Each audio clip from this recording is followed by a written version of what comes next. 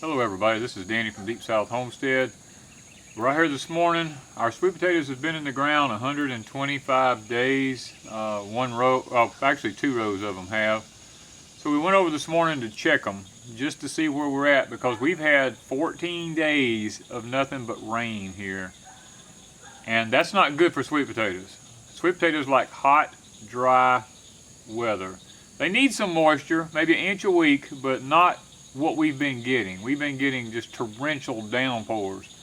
So after going over and looking, I'm going to show you what we found here with our sweet potatoes.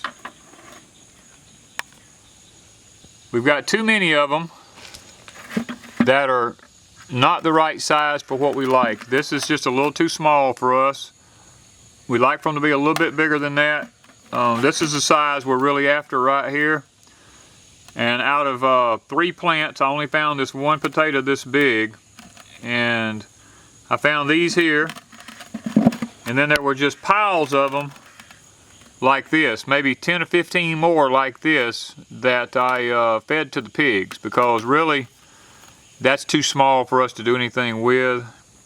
If you was going to can, do a lot of canning with them, you know, that would be okay. But because you could just slip the peeling off of them after you boiled them in some water for a while and then cut them up and put them in jars. But guys, we have like 2 fields of sweet potatoes, and for us to pick them at this size would be a waste for us, because we just, you know, we would like to see them get up to be this size right here, and that's a lot of food lost right there. So at 125 days, ours are not going to be ready to harvest. We're going to have to leave them a couple of more weeks.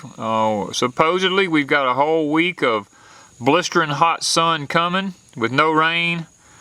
And we're going to see if that doesn't help them pull out. We'll check them again in a week and see where they're at, to see if that hot sun has caused them to get up any bigger. Now, we are acceptable with this here. This size is acceptable. It's easy to can. It's not our preferred thing because, you know, you can't hardly bake it and make it do anything. But I'm going to show you, I don't know if you, let me wash this one here. I'm going to show you something, another reason. Okay, this is another reason we want to go ahead and get them dug. You see, we've got a little place right there and right there. These sweet potatoes, because of so much rain, they're wanting to try to sprout.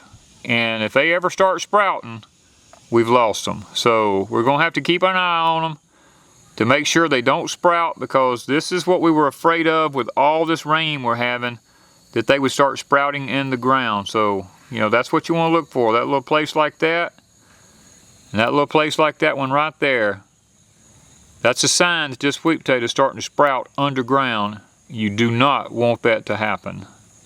All right, we've went ahead and washed these. Now, normally I wouldn't do that if I was going to be letting them cure. We just leave the dirt on them.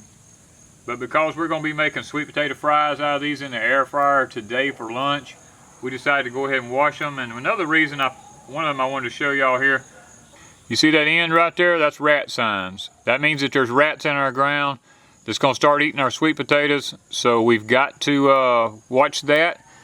And I might add, if it's been 120, 25 days since you planted your sweet potatoes, you better be checking them, because they could sprout in the ground if it's been wet.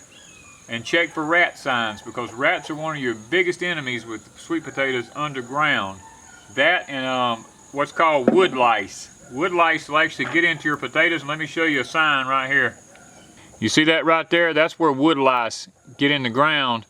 They're almost like a termite. They go around, they eat tunnels around on these potatoes because they have got a woody-like substance on them, and they'll actually eat your sweet potatoes up too. Now, them are mainly prevalent in new ground, where you've just cleared up some new ground. It had a lot of stumps and roots and stuff in the ground. And what happened with this is I put a lot of new dirt in our garden this year out of trash piles that I had, and I probably got it in there from that. Another thing we had to watch out with was fire ants started boring holes in them like that there, and they'll start rotting in that way. So we got to start, you know, trying to get these things out of the garden as quick as possible, because the fire ants are building beds up, trying to get them. And look at this one here. See these white bumps are starting to pop up here and around on this potato? that potato's getting ready to start sprouting. So if it's been 100 and something days, guys, it don't matter what size that potato is, look at it. If it's showing signs of sprouting, you need to get it out of the ground and go ahead and use it regardless of what size it is. Okay, so we're going to go ahead and try to get these cleaned up, get them in the house. Going to check these potatoes again because I'm looking at another one here. It's got white bumps all over it. You know, it looks like this might not be a good year for sweet potatoes down in the deep south because of all the rain. We had this same problem last year. On my birthday last year in July, we had 5.5 inches of rain, and it almost ruined our sweet potatoes last year before we could get them. So we're having to keep an eye on it, guys, so we don't lose our sweet potato crop this year. So keep an eye on your sweet potatoes. It's getting to be that time of the year. Thank you from Deep South Homestead.